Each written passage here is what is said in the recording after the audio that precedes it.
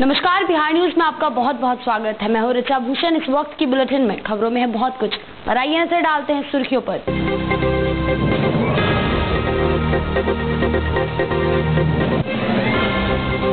मुख्यमंत्री नीतीश कुमार ने कहा है कि हमारी योजना यूनिवर्सल है और हमारी कोशिश है सबको जोड़ने की।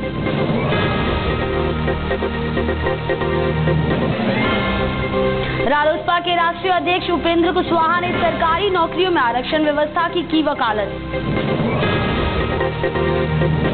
गंगा की अविरल धारा पर आयोजित 2 दिवसीय अंतर्राष्ट्रीय सम्मेलन के दूसरे दिन वक्ताओं ने गंगा की धारा अविरल बहती रहे, इसको लेकर दिए महत्वपूर्ण सुझाव। और संत शिरोमणि गुरु रविदास जी का 640वां जयंती समारोह का राजधानी पटना में हुआ आयोजन।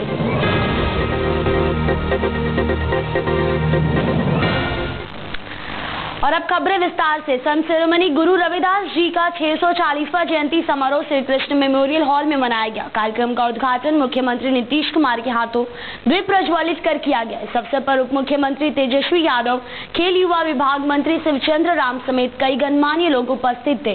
इस मौके पर सीएम नीतीश कुमार ने कहा कि हमने वादा किया था कि शराबबंदी सरकार बनने के बाद लागू करेंगे और हमने वो वादा भी निभाया है। वहीं उन्होंने कहा कि हमारी सभी योजनाएं यूनिवर्सल है और हमारी कोशिश है कि सबको जोड़ने की। कि अपने अंदर की ताकत को जानो और पहचानो और समझने की कोशिश करो। सबके अंदर परमात्मा का आवास है। इसके लिए कोई तीर्थ स्थल पर जाने की आवश्यकता नहीं है, बल्कि अपने अंदर को समझो और सबों के प्रति अगर प्रेम का, सद्भाव का, करुणा का, सम्मान का भाव होगा और पूरे समाज के प्रति न्याय का भाव होगा, तो वही व्यक्ति परमात्मा का रूप धारण कर सकता है और उनके बताए रास्ते पर आगे बढ़ सकता है। ये कोई मामूली बात नहीं। एक बार की बात है,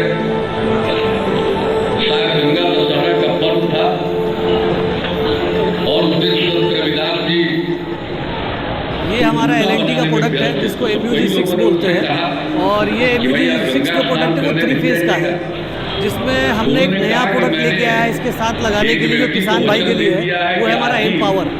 ये जो एम पावर डिवाइस है ये बेसिकली मोबाइल ऑपरेशन है, जिससे आपको पानी पटवन में जो एक्स्ट्रा आपका जो बिजली बचत होता है, ओवरफ्लो होता है। कि भाई गंगा जी तो मेरे मन में बात करती, और उसी तरह उन्होंने कहा था मन चंगा तो कठौत में मिले। या सोच लीजिए कितनी बड़ी बात। उधर उप मुख्यमंत्री तेजस्वी यादव ने भी जयंती समारोह के मौके पर कहा कि आज भी वंचितों को उनका पूरा अधिकार नहीं मिला है। राष्ट्रीय लोक समता पार्टी के राष्ट्रीय अध्यक्ष उपेंद्र कुशवाहा ने सरकारी नौकरियों में आरक्षण व्यवस्था की वकालत की है। रविवार को पटना में पत्रकारों से बातचीत के दौरान उन्होंने कहा कि अनुसूचित जाति और जनजाति बिहार में नौकरियों में आरक्षण का प्रावधान को पूरे देश में एक समान होना चाहिए। वहीं उन्होंने आगे कहा कि न्यायपालिका में जजों की नियुक्ति में भी आरक्षण का प्रावधान करने की आवश्यकता है। पार्टी यह मानती है और पहले ही हमने अपने पार्टी के एजेंडा में इस बात को घोषित भी किया है कि जिस तरह से बिहार में जननायक कर्पूरी ठाकुर जी के फॉर्मूला के आधार पे अति पिछड़ों के लिए आरक्षण देते समय अलग कोटा निर्धारित किया गया है, वर्गीकरण किया गया है पिछड़ा और अति पिछड़ा के बीच। इस तरह का वर्गीकरण भारत सरकार में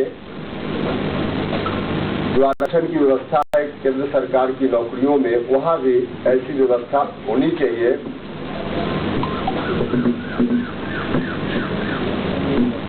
हमारे देश के संविधान में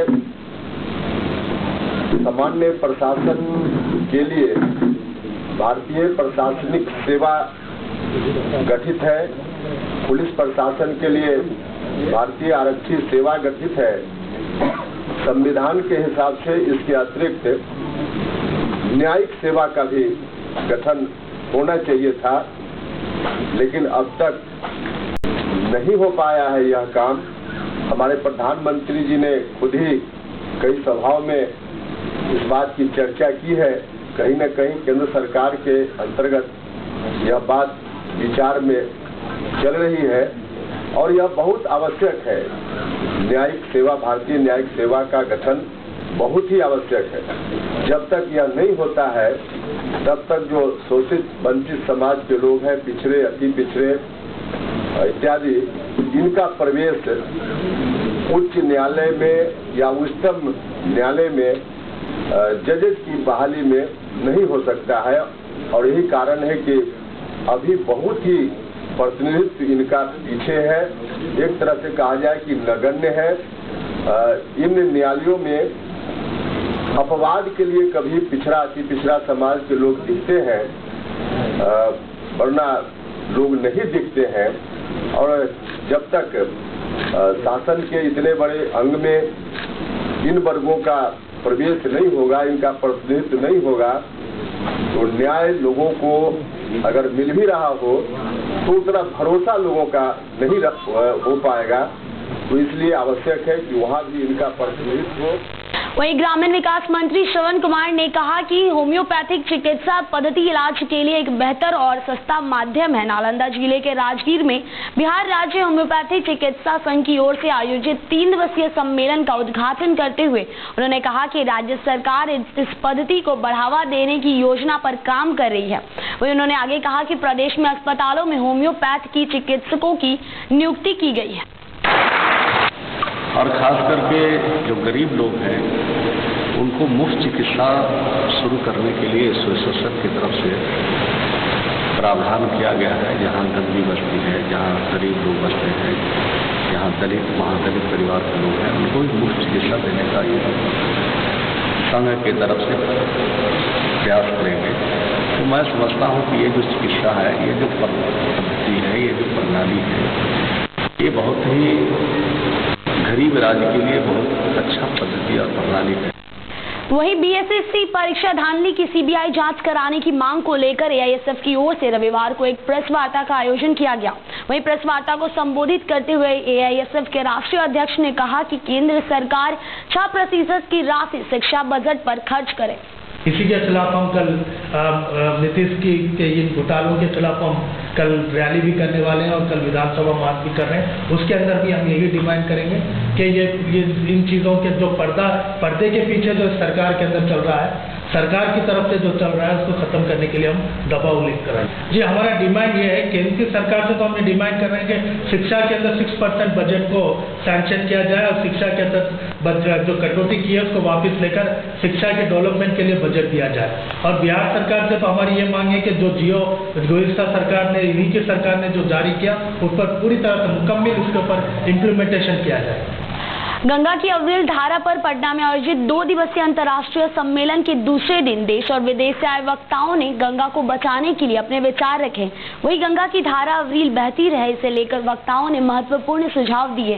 गंगा की धारा को बचाने के साथ साथ गंगा में पाए जाने वाले जीव जंतु को भी संरक्षित करने पर बल दिया गया। वहीं सेमिनार को संबोधित करते हुए प्रसिद्ध पर्यावरणविद डॉक्टर आर.के. सिन्हा ने कहा कि गंगा के उद्भव स्थान और फरक्का बराज से अधिक मात्रा में पानी की निकासी हो रही है। इससे गंगा के जल का अस्तित्व गहरा गया है। पहले गंगा से जो पानी निकाला जा रहा है हरिद्वार के भीमगौड़ा बैराज से करीब 95%, उसके बाद बिजनौर मध्य गंगा बैराज से भी निकाल लेता है 90%, नरोरा बैराज के से भी निकल जाता है।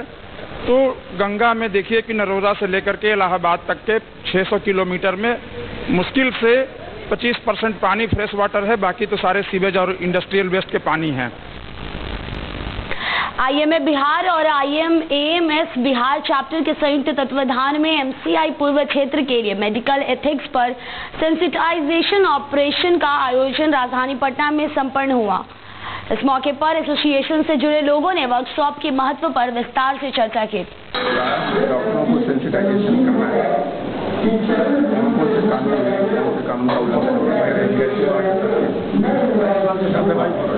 कैसे हम अपने चिकित्सा जगत के डिफरेंट कॉम्प्लिकेशन है, जटिलता है, इसको निपटने के लिए कैसे करें।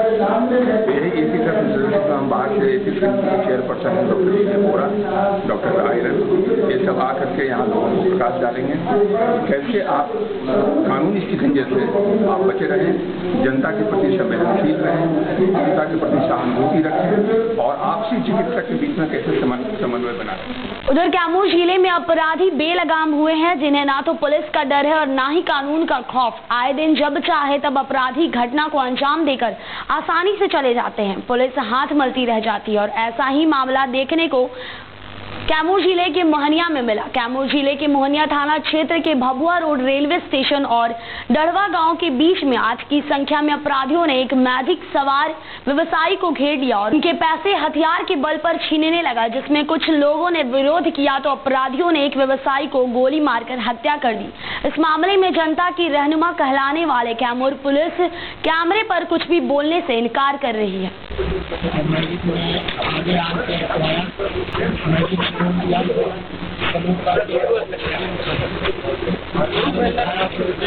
मारा हैदराबाद दोबारा पैसा छीनने लगा। हैदराबाद ही एक बुरा लोगों ने भागना स्टार्ट किया, उसको मार्केट में दबाना पैसा छीना करीब 1 लाख रुपया। आप लोग कहाँ से आ रहे थे, कहाँ जा रहे थे? हम लोग रफीगंज से चढ़े थे। सासाराम के मुफस्सिल थाना के बाजीरगंज में अवैध शराब के खिलाफ छापेमारी किया गया, जिसमें 4000 देसी शराब, 2 कार्टन विदेशी शराब, 10 बाइक और एक ट्रक को पुलिस ने जब्त कर लिया है। पुलिस को इसकी सूचना पहले से मिल रही थी, जिसको लेकर बड़े पैमाने पर छापेमारी की गई। मौके से एक धंधेबाज को भी गिरफ्तार किया गया। वहीं सरकार के लाख दावे करने के बाद भी अवैध शराब की बिक्री रोकने का नाम नहीं ले रही। मंडल पुलिस पदाधिकारी सासाराम के नेतृत्व में छापेमारी हुआ। ट्रक सहित करीब 4000 पाउच देसी शराब और अंग्रेजी शराब भी बरामद हुआ है। साथ में 10 मोटरसाइकिल भी बरामद हुआ है। सबको जब्त कर थाना लाया गया। एक आदमी भी इसमें गिरफ्तार है और इनके अनुमंडल पुलिस पदाधिकारी के नीचे में अभी भी छापेमारी चल रहा है। इसमें आगे कार्रवाई चल रही है। बिहार पुलिस सप्ताह के तहत रविवार को गोपालगंज में रन फॉर पीस कार्यक्रम का आयोजन किया गया, जिसमें जिले में शांति और आपसी भाईचारे के संदेश के साथ पूरे शहर में दौड़ लगाई गई। इस कार्यक्रम का आयोजन आज सुबह शहर के बाजारी रोड स्थित पुलिस लाइन से किया गया, जिसमें डीएम राहुल कुमार, एसपी रवि रंजन कुमार सहित जिले के सभी आला पुलिस पदाधिकारियों ने पूरे शहर में दौड़ लगाई। रन फॉर पीस का शुभारंभ पुलिस लाइन से हुआ, जिसका समापन पोस्ट ऑफिस, अंबेडकर चौक, घोष चौक, मोनिया चौक होते हुए समरनालय परिसर में हुआ। अभी विगत एक हफ्ते से बिहार पुलिस के द्वारा वार्षिक बिहार पुलिस सप्ताह मनाया जा रहा है। इसी कड़ी में आज रन फॉर पीस कार्यक्रम का आयोजन किया जा रहा है। इस दौड़ के माध्यम से हम गोपालगंज वासियों को शांति और सौहार्द का संदेश देना चाहते हैं और उनका सहयोग और स्नेह सदा बना रहे, ताकि हम लोग तत्पर होकर सेवा कर सकें। नालंदा जिले के वेन थाना क्षेत्र के सभी 9 पंचायतों के मुखिया एवं सरपंच प्रतिनिधियों के वेन थाना अध्यक्ष विगाऊ राम के खिलाफ कार्रवाई की मांग को लेकर एसपी आवास का घेराव किया। इस दौरान मुखिया ने कहा कि वेन थाना अध्यक्ष विगाऊ राम के द्वारा लगातार पंचायत प्रतिनिधियों को अपमानित एवं अभद्र व्यवहार करने का आरोप थाना अध्यक्ष के ऊपर लगाया। शिकायतकर्ताओं से अवैध वसूली करने सहित अन्य आरोप लगाते हुए एसपी कुमार आशीष से मिल कार्रवाई की मांग की। इस दौरान एसपी कुमार आशीष ने 48 घंटे की मोहलत देते हुए कहा कि मामले की जांच कर कार्रवाई की जाएगी। अगर 24 घंटे के अंदर उचित कार्रवाई नहीं की गई तो सभी 9 पंचायतों के मुखिया व सरपंचों ने चरणबद्ध आंदोलन करने की बात कही। किस लिए आए आप यहाँ? नहीं का मांग यही है कि हमारे बेन प्रखंड में जो गलत थाना प्रभारी के द्वारा गलत अभद्र व्यवहार किया जा रहा है, उससे अपना मैंने आम जनता को बहुत परेशानी हो रही है और हम प्रतिनिधियों का मान सम्मान तो ताक पर के ही रख के चलते हैं और इसका शोषण भी भारी मात्रा में किया जा रहा है और दोनों तरफ से दोनों पक्ष से केस करवा देते हैं। मतलब कि कोई भी जाता है केस करवाने, मतलब कि अपना पक्ष रखने के लिए, तो हमारे दोनों पक्षों से ही पैसे भारी मात्रा में ले लेते हैं। कोइलवर यूथ क्रिकेट क्लब की ओर से चतुर्थ Ajit memorial tennis ball cricket tournament का फाइनल मुकाबला रविवार और पटना के बीच खेला गया, जिसमें मनेर की टीम ने पटना को 8 विकेट से हराकर ट्रॉफी पर कब्जा जमाया। वहीं विजेताओं को फिल्म अभिनेता सत्यकाम आनंद की ओर से पुरस्कृत किया गया।